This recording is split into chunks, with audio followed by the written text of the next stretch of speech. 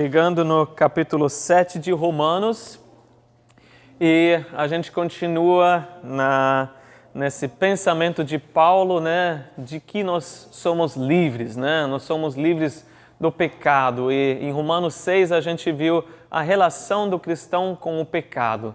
E na última parte, né, na segunda parte de Romanos 6, nós falamos semana passada como que é a nossa relação com o pecado como cristãos, né? Podemos pecar ocasionalmente, né? Tem problema de um pecado ocasional, que quando o cristão cai no pecado, que acontece com todos nós, o que acontece? Tudo bem de fazer isso?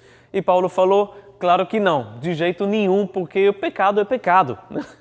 O pecado sempre tem poder e tem consequências que você vai sofrer, mesmo que seja uma vez só, mesmo que seja ocasionalmente, de vez em quando. Ele falou, a gente acaba se tornando escravo de novo do pecado. A gente vai colher o fruto, que é vergonha, e a gente vai receber um salário, que é a morte. Então sempre tem consequências quando nós pecamos. Mas nós só vamos pecar, né, resumindo Romanos 6, se nós queremos. Porque de fato nós recebemos uma nova natureza. Não precisamos mais pecar, temos opção hoje, né? Só vamos fazer isso se nós optamos por pecar. Então Romanos 6 foi toda essa relação com a nova relação que o cristão tem com a lei. E capítulo 7, com o pecado, capítulo 7 nós vamos falar qual é a relação agora de nós cristãos com a lei. Porque a lei também ainda está aí. Qual a nossa relação, já que tudo se fez novo? Será que a lei consegue resolver o nosso problema com o pecado? E a resposta é, como que ela pode ajudar? Ajuda? Sim e não.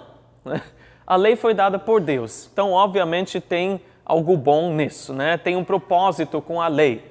Deus não deu apenas a lei e fala, não, pode jogar fora, não precisa mais. Ela serve para alguma coisa. Então, para que ela serve na vida de nós cristãos? Serve para alguma coisa? Sim, até um certo ponto.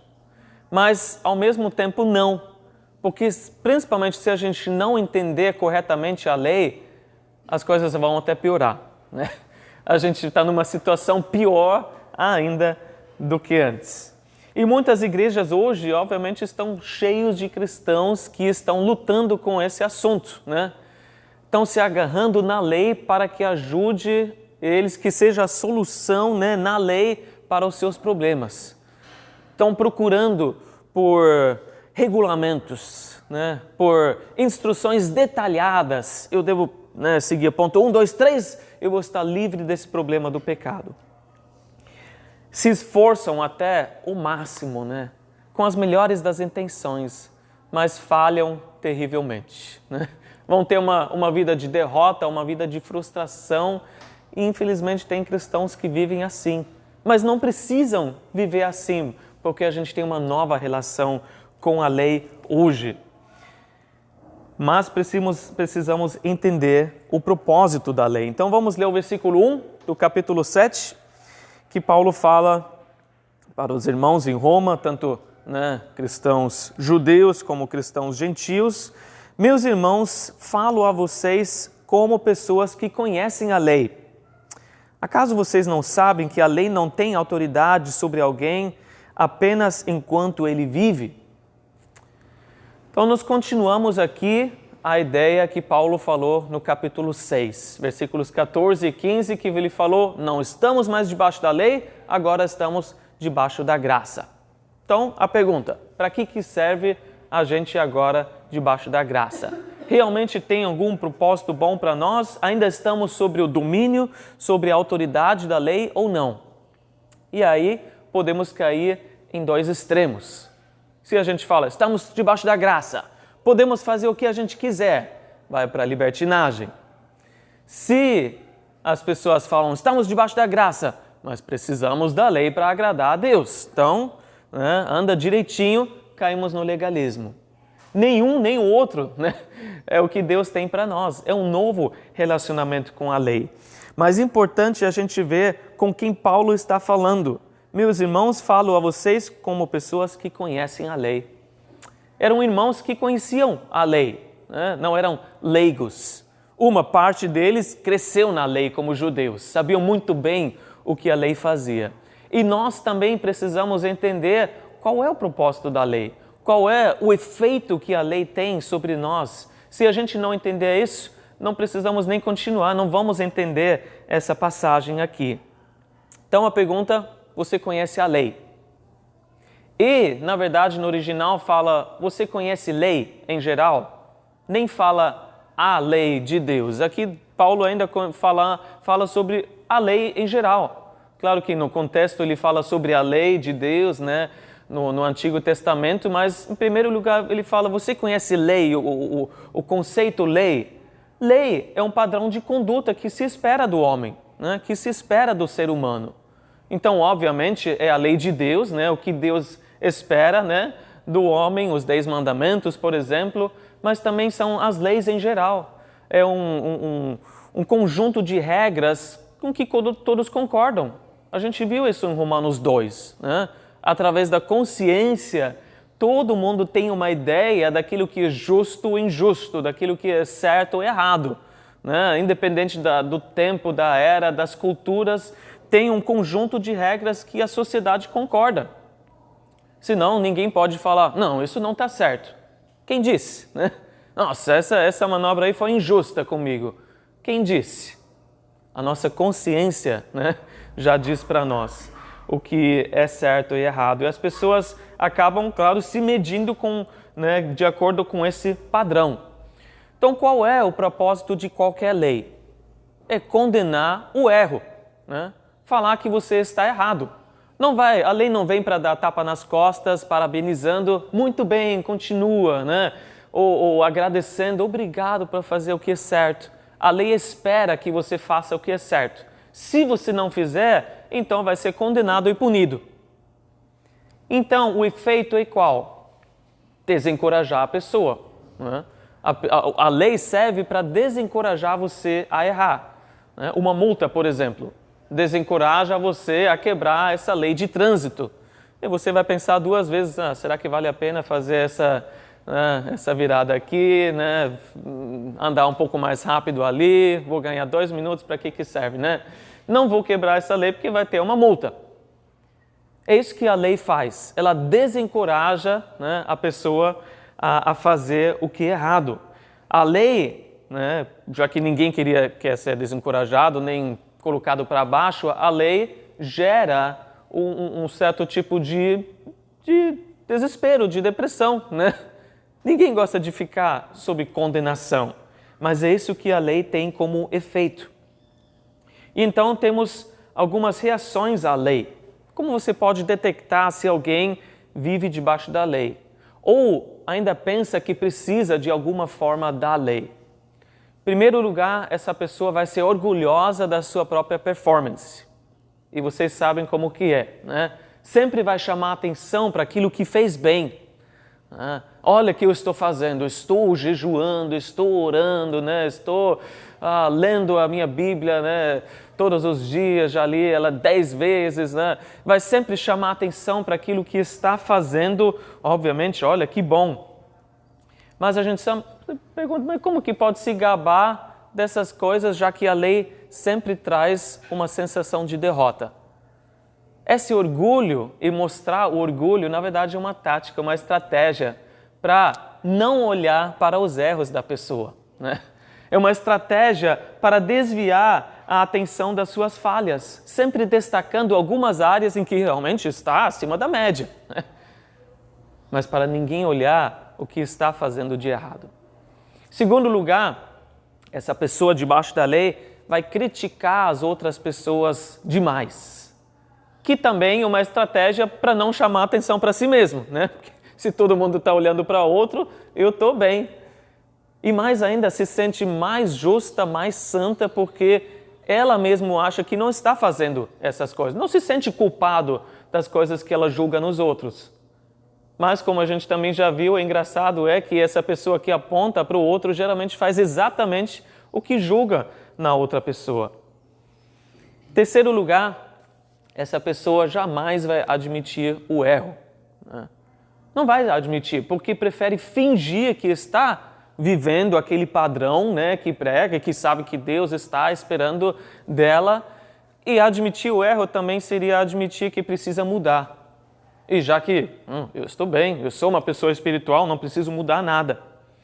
Só que em quarto lugar, de alguma forma, vai parecer que essa pessoa realmente por dentro está deprimida. Porque a lei sempre traz condenação. Então, por mais que parece ótima essa pessoa que vive debaixo da lei, vai causar com o tempo um espírito deprimido. Né? E essa pessoa vai estar com uma depressão debaixo da condenação constante. E, infelizmente, alguns cristãos vivem assim, mesmo sendo libertos da lei. Então, qual é a nossa nova relação que a gente tem com a lei, já que a gente está em Jesus? E Paulo traz o exemplo do casamento, versículos 2 e 3. Olha o que ele diz. Por exemplo, pela lei, a mulher casada está ligada a seu marido enquanto ele estiver vivo. Mas se o marido morrer, ela estará livre da lei do casamento. Por isso, se ela se casar com outro homem enquanto seu marido ainda estiver vivo, será considerada adúltera. Mas se o marido morrer, ela estará livre daquela lei. E mesmo que venha se casar com outro homem, não será adúltera. Qualquer lei, né, aqui a lei do casamento, só tem autoridade sobre os vivos. Né? Os mortos não pode punir mais. Né? Não adianta mandar uma multa para alguém que já morreu, né? Já não está mais, não tem mais punição para essa pessoa. Então ele traz o exemplo do casamento, um contrato vitalício, né? Tanto a lei civil, né, como o casamento religioso e mais ainda o voto diante de Deus que você faz até que a morte nos separe. Né? Está ali nos votos que a morte vai quebrar essa união matrimonial. Se um dos dois morrer, enquanto, né, está ali casado, o outro está livre para se casar.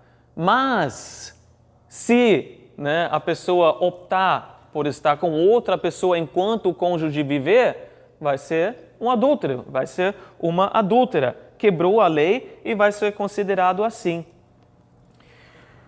Paulo está usando isso apenas como ilustração. Né? Ele não está discutindo casamento e divórcio, que a gente sabe que em Mateus, por exemplo, a Bíblia nos traz também uma outra quebra de união matrimonial que é a infidelidade. Mas não é o ponto aqui, né, que Paulo está falando, ele está apenas falando sobre, né, essa quebra da lei e o que acontece.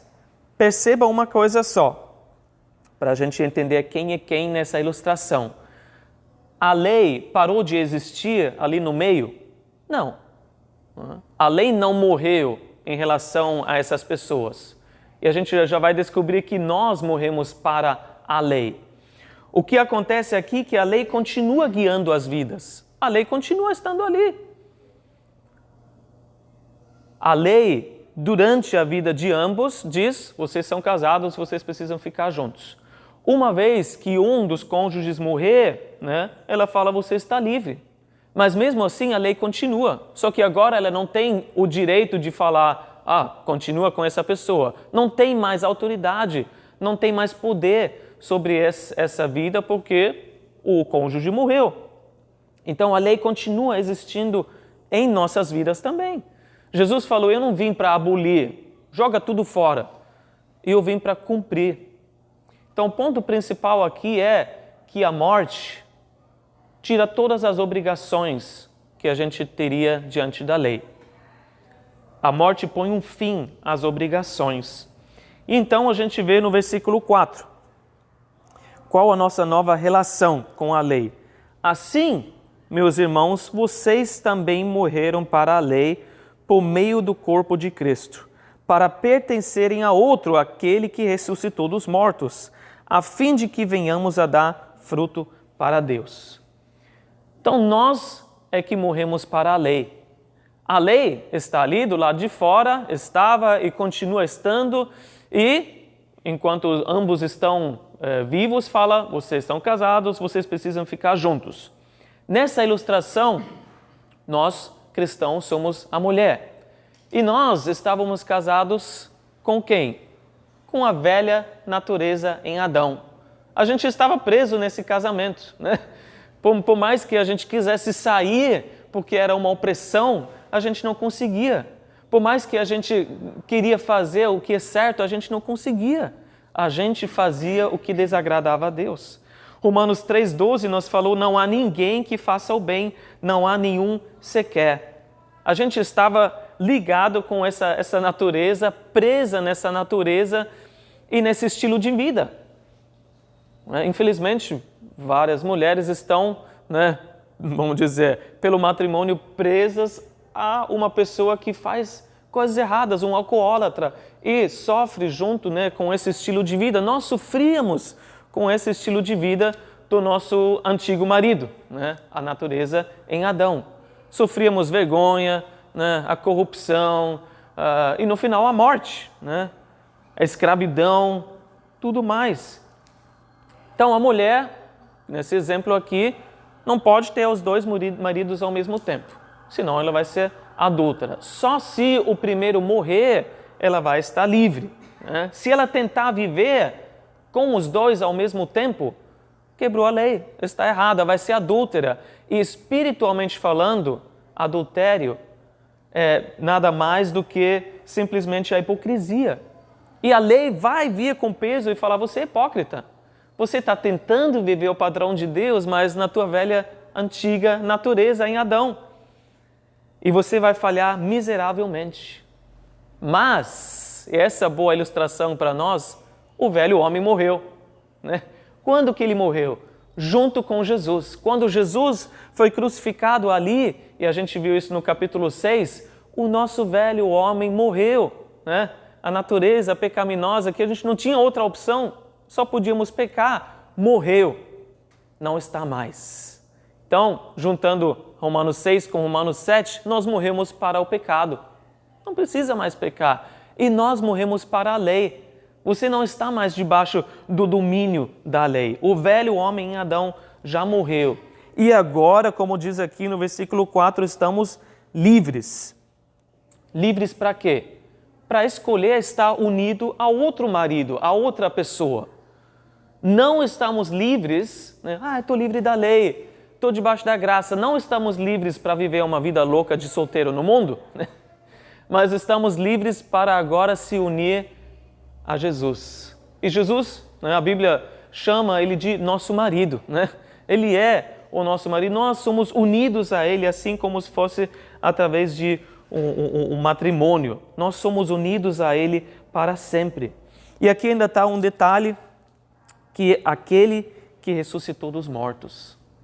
Quando ele morreu, nós morremos. Quando ele ressuscitou, nós ressuscitamos com ele para uma nova vida.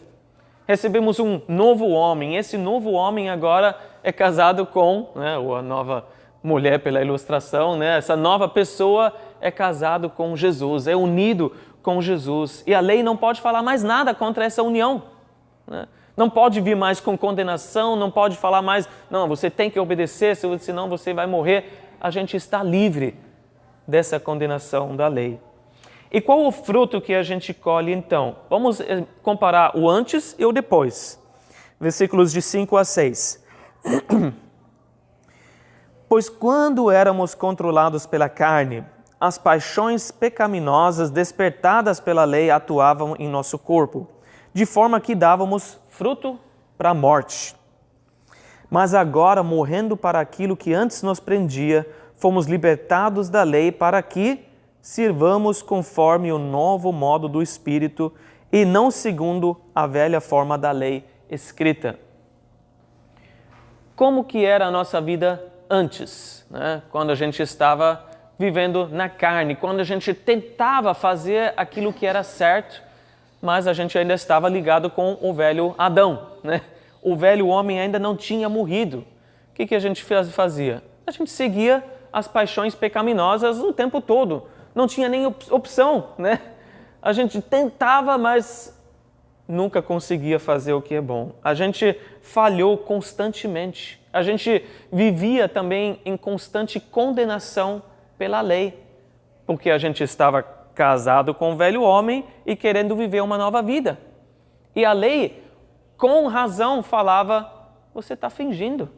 Você é um hipócrita. Você diz que é espiritual, você diz que é justo e bom, mas você não está fazendo nada disso que você está falando. Você está fingindo, você é um hipócrita. E com razão, a lei nos condenava. E o fruto dessa união com o velho homem era o que? A morte. A gente gerava coisas e dava luz, no final era pecado. No final era algo horrível, no final era destruição. E pior que a lei despertava mais paixões pecaminosas ainda. A gente ainda vai falar sobre esse ponto, mas por mais que a gente achava que se agarrando na lei, agora a gente vai vencer o pecado, é só fazer mais um pouco, é só ser mais fiel, é só ser mais obediente que a gente vai vencer. A gente descobriu que a carne ficava mais forte ainda. Isso acontece para quem não nasceu de novo e quer viver o padrão de Deus. Só que, de certa forma, a mesma situação acontece para quem volta ou quer voltar para o velho homem, para quem quer se satisfazer pela carne, para quem hoje tem a opção, não precisa pecar, mas não, no momento da tentação fala: mas eu quero me satisfazer, eu sei o que é certo, sei o que Deus não gosta, mas eu vou seguir esse caminho porque eu quero satisfazer as minhas vontades. Vai cair no mesmo problema. A lei vem condenando você como hipócrita. Não precisamos nem podemos voltar ao velho marido. Isso sim seria uma vida de hipocrisia e isso sim uma vida miserável. E quem já tentou viver assim sabe que uma vida em cima do muro é a pior coisa que existe. Você nem está 100% com Jesus, nem 100% no mundo. E você está infeliz o tempo todo. Porque você tem demais de Jesus para estar feliz com o mundo e com aquele grupinho com quem você está andando, e você tem demais do mundo para estar feliz com Jesus. Você vai para a igreja, mas não está feliz com esse grupo também, porque você está vivendo no muro, em cima do muro. Essa não é a vida que Jesus tem para nós. Como é, então, a vida livre da lei? Como que é o depois? Como que é uma vez que o velho homem morreu, uma vez que a gente é uma nova criação em Jesus? Ele fala: nós fomos libertados da lei, a lei não tem mais autoridade sobre nós, a lei não nos condena mais como hipócritas, porque hoje nós somos um novo homem, uma nova mulher em Jesus. Nós, no tempo todo, não vivemos como os santos, os espirituais, mas Jesus nos chama de santos. Ele fala: você agora é uma pessoa espiritual. Então você simplesmente está vivendo a nova vida. Você está vivendo quem você de fato agora é em Jesus. Não é mais hipócrita. Você pode falhar, e a gente já vai falar sobre o novo modo que Deus nos dá. Mas você simplesmente está vivendo a sua vida nova em Jesus. E o Espírito de Jesus habita em você para te capacitar com poder para viver a vida que Jesus quer que a gente viva. Seremos apenas hipócritas nesse modo, nesse estado, se a gente volta para a velha vida. Porque ela realmente não corresponde mais à realidade de quem nós somos hoje. Uma nova criação em Jesus. Você é hipócrita só se você vive outra coisa que não seja a realidade. Então, a lei não vai te condenar mais. E qual o fruto? Qual o fruto que a gente colhe nessa nova vida com Jesus? A gente vai agora servir a Deus, Não mais a nós mesmos, não mais a nossa carne, mas servir a Deus de um novo modo. Qual é esse novo modo? Não é mais pela condenação, não é mais por medo de punição. E era a coisa mais terrível. Você deve lembrar quando você falava: eu tenho que fazer isso porque depois eu não quero me sentir mais mal, Não quero me sentir mal depois. E condenação, então vou fazer. Mas não era o novo modo. O novo modo de servir a Deus é por amor. É o novo relacionamento que a gente tem com Jesus pela graça e pelo Espírito que nos ajuda a fazer o que a lei jamais poderia. 2 Coríntios 3, versículo 6, fala: Ele nos capacitou para sermos ministros de uma nova aliança, não da letra, mas do Espírito, pois a letra mata, mas o Espírito vivifica. Não somos mais motivados pelo medo, pela condenação, mas pelo amor. Isso nos leva muito além do que a gente queria fazer um dia. Ainda falhamos? Claro, né? Porque o Romanos 6 também fala uma vida sem pecado desse lado da eternidade é impossível. Mas é um novo modo também. Você vai continuar debaixo da condenação da lei? Não, porque o novo modo agora é correr para Jesus. Você confessar os seus pecados e ser perdoado. É pelo Espírito, não mais pela carne, pelo nosso esforço. Jesus não está zangado quando a gente falha, mas Ele fez provisão que cada vez que a gente cai de novo, Ele está ali para nos perdoar. Esse é o novo modo. Sair da condenação e voltar para Jesus. E falhou de novo, Ele está ali de novo. E você pode receber o perdão dEle. Infelizmente, ainda tem muitos cristãos que vivem debaixo do peso da condenação da lei. Preferem ser motivados pelo amor. Preferem fazer as coisas por coerção, né? Porque se sentem obrigados. E por isso a gente vê tantas vezes no Novo Testamento, para tantas coisas, não façam por obrigação, mas de coração. Até quando se trata algo que, né, pesa no bolso. Quando vai para ofertar o nosso dinheiro, o nosso salário, Deus fala, não faz por obrigação. Desse jeito eu não quero o seu dinheiro, né? Não é pela lei. E pela lei, na verdade, seriam muito mais do que 10% se você junta todas as ofertas dos israelitas. Faz por amor. Você tem um novo modo de viver. Você é uma nova pessoa em Jesus. Eu não quero por obrigação, por coerção, mas por livre e espontânea vontade. Mas um cristão que vive pela lei não acaba dando o fruto para Deus que Ele quer e que Ele pode dar. Agora, na segunda parte do nosso estudo, a partir do versículo 7 ao 13, Paulo vai continuar, né, essa ideia. E o que a gente faz com a lei, então? Não serve para mais nada? E ele fala no versículo 7, na primeira parte, faz essa pergunta. Que diremos então? A lei é pecado? De maneira nenhuma. O que a gente faz com a lei? Morremos para a lei. Não precisamos dela mais para viver. Então joga fora, podemos abolir. E aí você pensa, não, era só para os israelitas no Antigo Testamento. Para nós, cristãos do Novo Testamento, não serve mais. Mas espera aí, Jesus nunca falou isso, Paulo não está falando isso, e até naquela ilustração a gente vê que a lei continua existindo.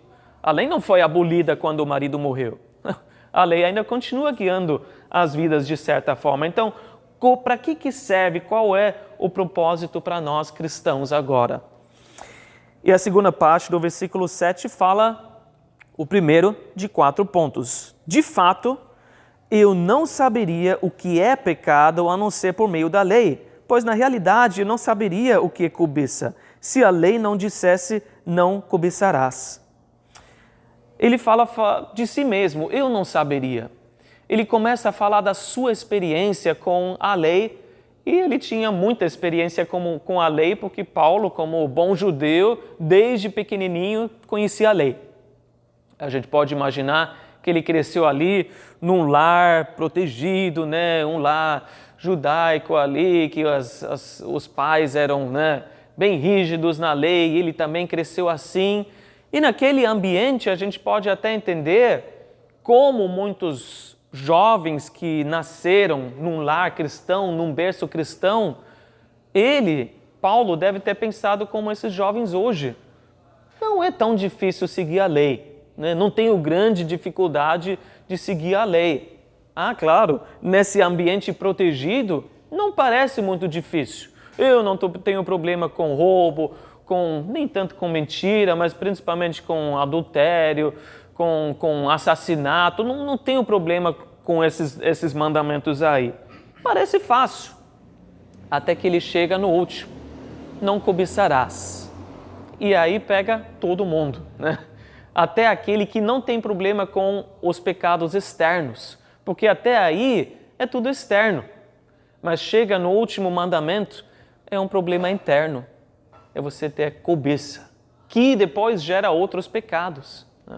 Era esse o problema do jovem rico, que chegou a Jesus, achava que era o cara, o exemplo. Não tenho problema com a lei, eu guardei todas as leis. Será? Então Jesus fala, então vende tudo e dá aos pobres. Aí ele vai embora triste, porque ele entendeu que o problema dele era a cobiça. Não cobiçarás. Não vou vender tudo, né? O que eu vou fazer sem nada? Jamais. Não cobiçarás. Esse é o problema que, no final, todos têm. Ontem, falando com os moradores de rua, o que a gente mais ouve? Eu não faço isso, não faço aquilo, não faço mal para ninguém, né? Jamais eu quero desejar o mal para alguém. Outro rapaz ainda guardar a mochila de um outro morador de rua. Eu guardei para ele aqui, eu não vou tirar as coisas dele, quando ele chegar aqui eu vou devolver, eu faço o bem. Tudo bem, faz coisas boas, mas não quer dizer que a gente não faz coisas erradas, né? As coisas boas não vão pesar, mas não é uma balança. Todos nós nascemos pecadores, né? Todos nós temos pecado, todos nós quebramos os 10 mandamentos. E aí Paulo entendeu através da lei, eu sou pecador, não cobiçarás. A lei, nesse primeiro ponto, ela expõe o pecado, como uma máquina de raio-x. Raio-x vai mostrar onde o osso está quebrado. É a culpa da máquina do raio-x que você quebrou o osso? Não, ela só está mostrando. É culpa da lei que você está cheio de paixões pecaminosas? Não, só está mostrando. A lei não tem problema, mas ela mostra exatamente o que tem. A lei é boa, né? Porque mostra o padrão de Deus, como um pai mostra para o filho os limites para proteger essa vida. E por mais jovem que seja, essa criança, ela é ignorante de tantos perigos que tem. Começa na rua, mas também começa com quem ela anda, os amigos e tudo. E o pai vai colocar limites, vai colocar como Deus colocou os mandamentos para nós, para não se machucar, para ser protegido e para mostrar o que é certo e errado. Versículos de 8 a 9, e a gente volta ao ponto que eu mencionei antes. Mas o pecado, aproveitando a oportunidade dada pelo mandamento, produziu em mim todo tipo de desejo cobiçoso, pois sem a lei o pecado está morto. Antes eu vivia sem a lei, mas quando o mandamento veio, o pecado reviveu e eu morri.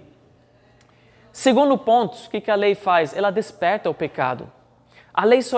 O pecado só espera uma oportunidade para descer o ferrão, né? Só espera uma coisinha. E na lei o pecado encontra uma oportunidade, uma ocasião. Por quê? Porque a proibição para a nossa carne é convite. Não faz isso. Criança pequena, né? Não toca no fogão. Deixa eu ver. A proibição se torna um convite. A lei se torna um imã, para a nossa rebeldia dentro do nosso coração. A gente pode imaginar o pecado estando de tocaia, Está ali no silêncio, só esperando uma oportunidade. E você acha que estou bem, estou de boa, estou tranquilo, Estou andando aqui, tenho tudo sob controle, até que surja uma situação que é uma experiência nova para você. Por exemplo, um desses jovens que numa casa bem protegida, cresceu, depois se muda para São Paulo, vive sozinho e começa a andar com pessoas diferentes, que bebem, que usam drogas. Aí de repente surge uma oportunidade e vem a dúvida, será que Deus não quer me privar de uma experiência legal? Porque todos eles falam que é legal, Será que quem está certo, os meus pais ou eles, E aí surge uma oportunidade e a nossa carne despertada. Na história da igreja também temos o exemplo de Agostinho, que roubou umas peras, que desencadeou uma experiência para ele que ele acabou se convertendo. Mas ele conta na sua obra, Confissões, ele fala, eu roubei as peras, eu tinha um monte de pera em casa, não precisava delas para comer, porque eu estava morrendo de fome. Peguei elas, joguei a maioria ainda fora, eu só peguei para roubar. Por roubar, porque a lei dizia que não pode roubar. Fui lá com os meus amigos e roubei as peras. Mas a condenação da lei veio sobre ele, né? Ele entendeu que ele era pecador e aí desencadeou, né, aí a experiência para ele até ele se converter. E Paulo fala a mesma coisa para mim. Eu descobri, quando eu comecei a entender a lei, que ela só estava despertando mais desejos em mim. O que eu não queria fazer, eu fazia. Isso a gente vai ver a semana que vem. Essa experiência, né, que a gente tem debaixo da lei. Ele descobriu isso, que a lei só despertava mais pecado nele. O pecado reviveu. É culpa da lei? Não, é nosso problema. Está dentro de nós. E em terceiro lugar, versículos de 10 a 11, a lei mata. Descobri que o próprio mandamento destinado a produzir vida, na verdade produziu morte, pois o pecado, aproveitando a oportunidade dada pelo mandamento, enganou-me e por meio do mandamento me matou. A lei tem a intenção de dar vida, né? Tanto em Gálatas 3:12 como Levítico 18:5 fala: quem praticar essas coisas, por elas viverá. Então é para dar vida, mas já que ninguém consegue cumprir todas as exigências da lei, a vida não está na prática da lei. Quando a gente olha para a lei para nos ajudar com o pecado, a gente vê que não adianta. Ela só mostra o que a gente já sabe e mostra mais ainda do que a gente nem quer saber, né? Mas a gente acaba sabendo por causa da lei. E o pecado então se junta e engana. O pecado é enganoso porque promete satisfação sem consequência alguma. Se satisfaz, você vai ficar feliz e depois não tem problema nenhum. Ela usa a lei que é boa como ocasião para a nossa rebeldia. O pecado nos mata por meio da lei, né? É o que Paulo fala, e traz a morte. E tudo que ela precisa é uma oportunidade. É de novo essa palavra aqui, né? A ocasião, a oportunidade. Tudo que ela precisa. É chocante do que a gente é capaz quando surge uma oportunidade. Quando ninguém olha, a gente vai lá trapacear. A gente está ali ganhando lucro desonesto. A gente está ali satisfazendo os desejos sexuais. A gente está ali se vingando do outro porque surgiu uma oportunidade. O pecado está esperando só você entrar nessa oportunidade que está se dando para você. Por isso, a gente precisa determinar antes que a gente não vai pecar contra Deus. Você conhece sua fraqueza, você sabe, né, com que você está lidando hoje, e você deve estar percebendo que, inclusive, Satanás vai criar algumas oportunidades para você cair nesse buraco, nesse pecado. Determina antes. Mesmo que surja uma oportunidade fácil para eu satisfazer esse desejo, eu não vou cair nessa. Eu sei que tem consequências, mas eu sei que eu estou livre do pecado, eu estou livre da lei, eu não preciso mais disso. Determina antes que mesmo que surja uma oportunidade, ali onde ninguém vê, ali onde só Deus sabe, eu não vou pecar contra o meu Deus. Se precisar, você, como José, vou sair correndo, ainda jogar a minha roupa, deixar tudo para trás, vou sair correndo. E em quarto lugar, o que a lei faz? Ela mostra que o pecado é extremamente pecaminoso, versículos 12 e 13. De fato, a lei é santa, e o mandamento é santo, justo e bom. E então, o que é bom se tornou em morte para mim? De maneira nenhuma. Mas para que o pecado se mostrasse como pecado, ele produziu morte em mim por meio do que era bom, de modo que por meio do mandamento ele se mostrasse extremamente pecaminoso. O problema não está na lei, não tem nenhum, né? A lei é santo, justo e bom. O problema está em nós. O problema somos nós, o pecado que está em nós. O problema não é que a lei não está cobrindo o seu propósito, ela cumpre de apontar a gente para o Salvador, que Ele sim resolve o nosso problema do pecado. A lei não, você está olhando para o lado errado.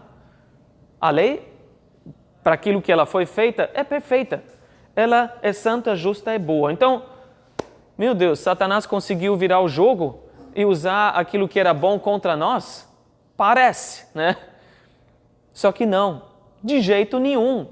Agora, a lei só mostra quão ruim, quão enganoso, quão destrutivo o pecado realmente é. Que consegue até usar uma coisa boa como a lei que Deus fez contra nós. É isso que Satanás sempre faz. Ele distorce as coisas de Deus, as coisas boas, né? E usa contra nós. Engraçado que eu estava esses dias assistindo um desenho de matemática, né? Com o Oliver sobre o Pato Donald, né? E o mundo mágico da matemática. E aí fala sobre o Pentateuco, né? Essa estrela, né? de 5 pontas que vários estudiosos, né? na história usaram. E é algo matemático, né? Porque tem uma perfeição matemática nisso. E a gente vê que Satanás usou algo que existe na natureza, nos animais e tudo mais, usou para o mal. E hoje o Pentateuco representa a bruxaria, né? Representa o lado mal, né? Representa tudo isso que o satanismo, o ocultismo. Algo que é uma figura matemática, né? A gente vê que Satanás sempre distorce as coisas boas de Deus. Mas o que Deus fez? Na verdade, ele virou o jogo de novo, né? E agora está para o lado certo. Porque pela lei, você não apenas vê o que é pecado, e você pode apontar o dedo e falar, não, é isso que é errado. Eu estou chamando pelo nome aquilo que está errado, isso é pecado. Mas a lei também expõe que o pecado é extremamente pecaminoso, extremamente terrível, pelo fato que despertou mais pecado em nós ainda. Então, no final, o inimigo está desmascarado, né? A lei veio para desmascarar o inimigo. A gente sabe que pecado traz a morte, pecado é extremamente terrível, pecado é extremamente destrutivo, pecado é extremamente enganoso. Não caia no pecado. É isso que a lei nos fala. E, se a gente ainda tiver alguma dúvida, será que o pecado é tudo isso mesmo? E a lei já fala? Qualquer dúvida, olha para a cruz. Olha para a cruz e o que o nosso pecado fez para Jesus. Jesus totalmente desfigurado naquela cruz, sendo esmagado, né, sangrando, o seu corpo moído por causa do nosso pecado. É tão feio, tão terrível, tão destrutivo que o pecado é. É só olhar para a cruz de Jesus. Qual a nossa relação com o pecado como cristãos? Nós fomos libertos do pecado. Não há mais condenação sobre as nossas vidas. Não é base para nós vivermos o nosso relacionamento com Jesus. Então, seja livre e sirva a Jesus. Dá o fruto que, né, Jesus quer fazer através da sua vida. Não por medo, né? Não por medo de errar, por causa das falhas, por obrigação, mas por amor. Sirva a Deus por amor. Amém? Vamos orar. Senhor Deus, obrigado pela Tua palavra. Obrigado por todas as leis, Senhor, e o propósito por qual o Senhor deu essas leis. Não apenas para guiar a vida, Senhor, do Teu povo Israel, mas também para todos os tempos, mostrar o que é pecado, mostrar que Tu és santo e que nós não somos, apenas quando nós entregamos a nossa vida a Ti, apenas quando nós morremos para a nossa velha natureza e nascemos de novo, ressurretos com o Senhor, como um novo homem, como nova pessoa. Obrigado, Senhor, que de fato a nossa realidade é essa. Nós morremos com o Senhor, nós ressuscitamos com o Senhor. Morremos para o pecado, morremos para a lei. Estamos totalmente livres. E tantas vezes a gente não vive a liberdade. Tantos irmãos que a gente conhece estão presos ainda porque decidiram satisfazer a sua própria carne, decidiram voltar para a escravidão, mas que a gente possa levar essa palavra, essa mensagem da libertação para esses irmãos e que a gente viva como exemplo também de uma pessoa que verdadeiramente está livre. Obrigado, Senhor, por nos trazer essa liberdade e que jamais a gente caia, Senhor, novamente na escravidão e ficar preso, Senhor, por qualquer coisa que seja. Te louvamos e te agradecemos que nós temos hoje frutos para o Teu louvor e que a gente continue dando frutos, Senhor, que crescem pelo amor, que crescem através da união que nós temos com o Senhor, permanecendo em Ti. Todo o fruto do Espírito, Senhor, na nossa vida, que seja produzido em nós pelo Teu Espírito Santo. Em nome de Jesus. Amém.